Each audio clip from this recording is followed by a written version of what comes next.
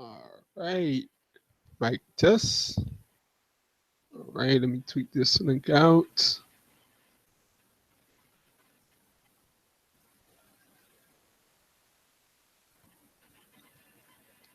All right, about to have this Impact Wrestling review.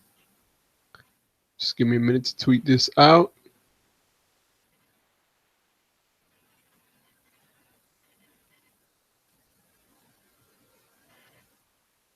Any minute now, any second now. We'll get this started.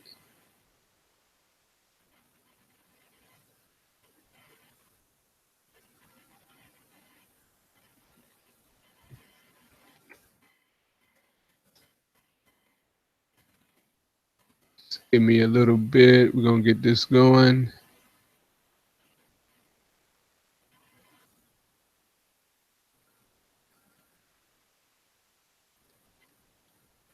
If I can get this off right here, get this thing going.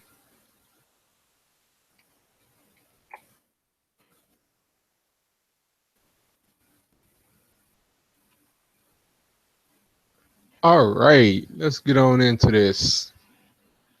Impact Wrestling review. I'm coming at you. I'm live. I normally don't do post show live reviews, but we can get on into this. That Ultimate X match was just bananas. This show was really good. Some really good things came out of this show. So let's get right on into it. First up, we had LAX.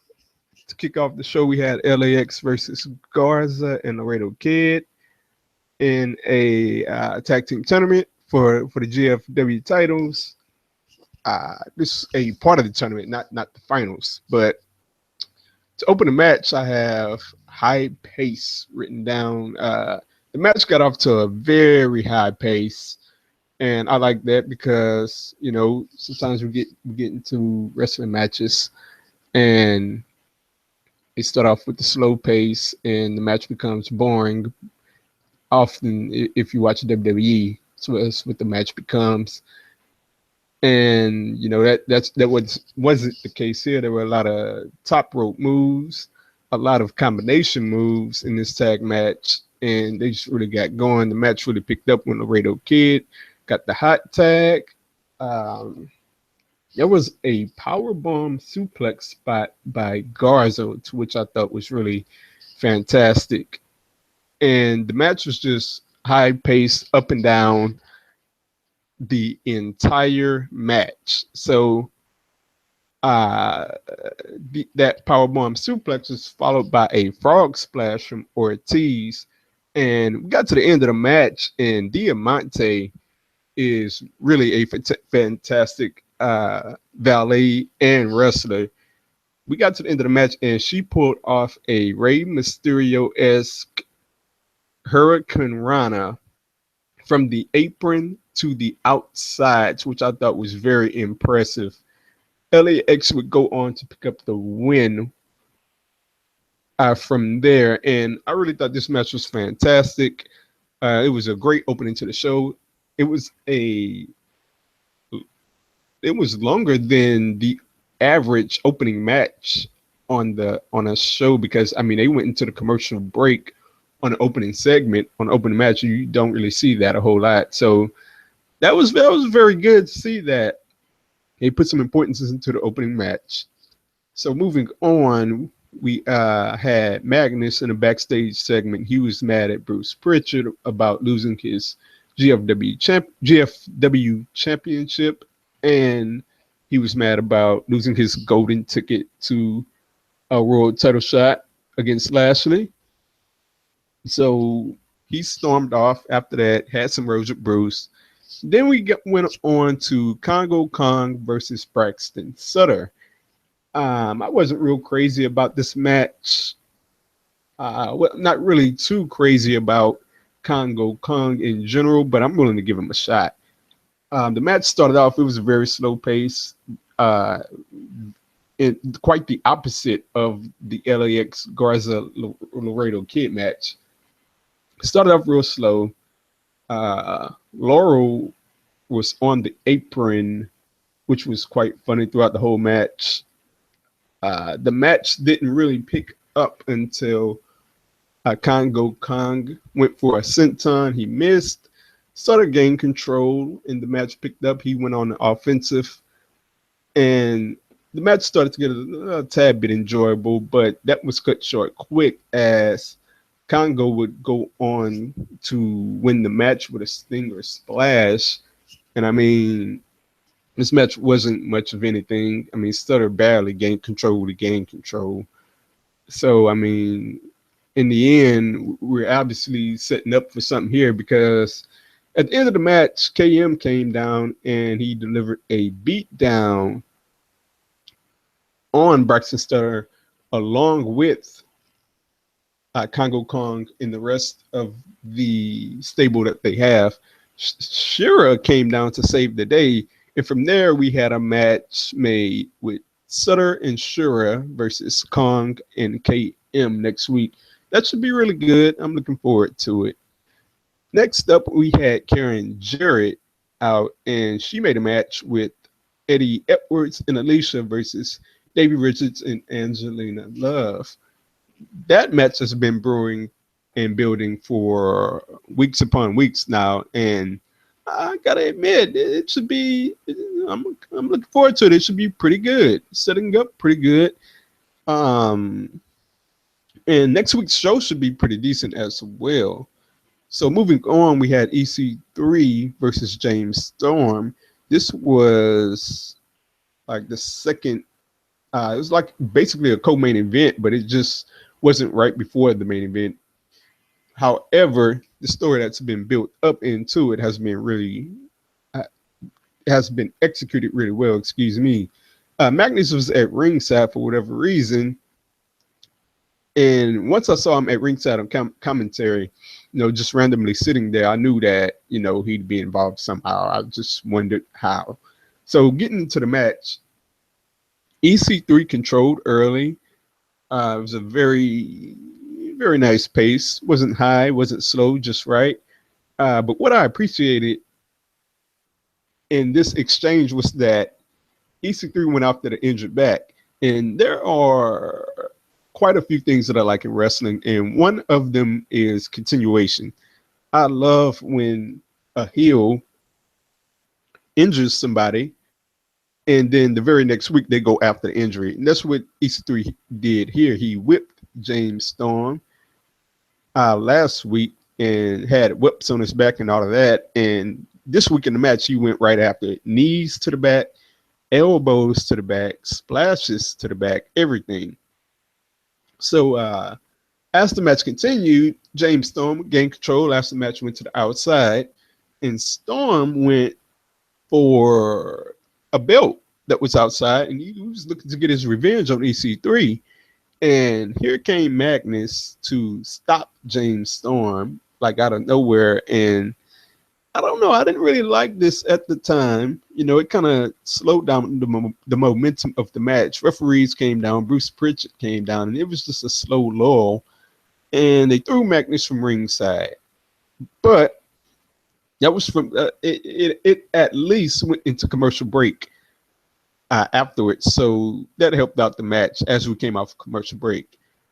It had some good back and forth off the commercial break. EC3 went for the TK3. Looked like he could have ended the match there, but I like the heel nature of going after the belt, then going for another TK3. And as he finally went for the belt again to whip Storm, Stifler stopped him, and then EC3 started to level off on him, which was just great. Just great heelish stuff. The match was thrown out when EC3 went after the referee. I'm pretty sure we can see. We're obviously going to see a semblance of this match next week as I get into that. But James Storm stopped EC3 with the backstabber and was getting ready to get his revenge on EC3 with the belt. But Magnus came back down, beat up James Storm, and then he got into it with EC3. And then that led to Bruce Pritchard coming down in saying that they didn't have a main event for Slammiversary. I don't know what that's all about. I mean, we got Lashley and Patron for the titles, so I think that's the main event. But what he did do was make a #1 contendership match next week on Impact. It will be EC3 versus Magnus versus James Storm, and that's going to be a fantastic main event. I mean, maybe he was talking about how they didn't have a main event for next week. I mean, that makes sense to me. So, I mean, the winner of that will go on to face, will eventually go on to face the winner of Lashley and El Patron. And if I were to put my guess on it right now, I'd have to say that EC3 would go on to take that win. So after we was done with that segment, well, prior to being done with that segment, EC3 beat down Bruce Pritchard. I thought that was hilarious as well. So after that, we were done with the segment, after which we had another one of those Spud videos where he is vowing to get his revenge on Swaggle. And, you know, I thought these videos were kind of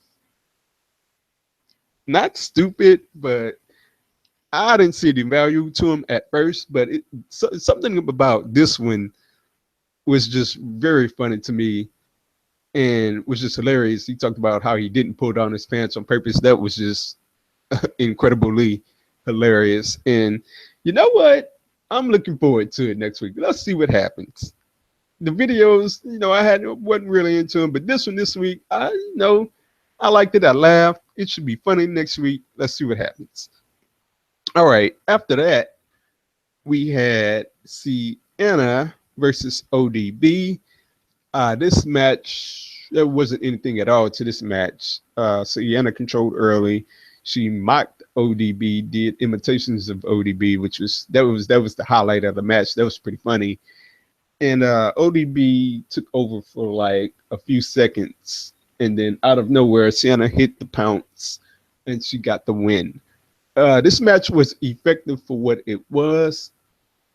They were out there to make Sienna look strong, and ODB didn't need to get in a whole lot of offense, and she didn't. So they did a good job there. They're obviously going somewhere with Sienna, and it was well done in the end. So after that, we cut to the announcers, and as soon as we cut to the announcers, Jeremy Borash came down to ringside. And this was his return. I was interested to see what would happen, what's going on, and of course we got into this big announcer yelling back at each other, blah blah blah type of things, which that's not something I'm for. But anyways, it was revealed that Jeremy Borash would return and that he had hired an attorney. So obviously from there you're thinking, well, who's the attorney or whatnot? And Jeremy Borash revealed that it was Joseph Park. And it's pretty interesting because with the breakup of Decay, it seems like this is where they're going with Abyss. They're gonna turn it back into Joseph Park. I would have rather him stay as Abyss, but it is what it is. Josh Matthews pointed out on air that he was Abyss, and I don't know too much like that, but it is what it is. Joseph Park then made a match for Slammiversary where it would be Park and JB versus Josh Matthews in a partner of his choosing at Slammiversary. I'm not a fan of that. Like, I wish we could have been done with this announcer thing a long time ago. Like yesterday, I thought the end was when they had that big match and Josh Matthews' team lost. I really thought that was the end, but we're milking another match out of this. I mean, it could be good. Who knows? You never say never in wrestling, but I'm not looking forward to it at the moment. I'll give it a chance though at Slammiversary. Slammiversary should be good, and we'll see how it turns out. So last up, we had the Ultimate X, and boy, do I have a lot of notes here. I talked about the opening match being at a high pace, the tag match being at a high pace. Well, this one, and this has been the story for the Ultimate X lately. I really like what they've been doing with this division. Uh, in their matches, the pace has just been frenetic. And for me, I'm one that likes a good story in a match that builds up, although I like the story to be interesting. But for the Ultimate X matches, they have to pull off what the Cruiserweights did in WCW. And in WCW, the Cruiserweights didn't really go for the story a whole lot. They just went for the athleticism and speed right from the start. And that's what the X Division has been doing, and they've been very successful at it, and it was no different. Tonight, we got off to a quick start. It was back and forth. Excuse me, it was the Ultimate X Division match for the X Division title.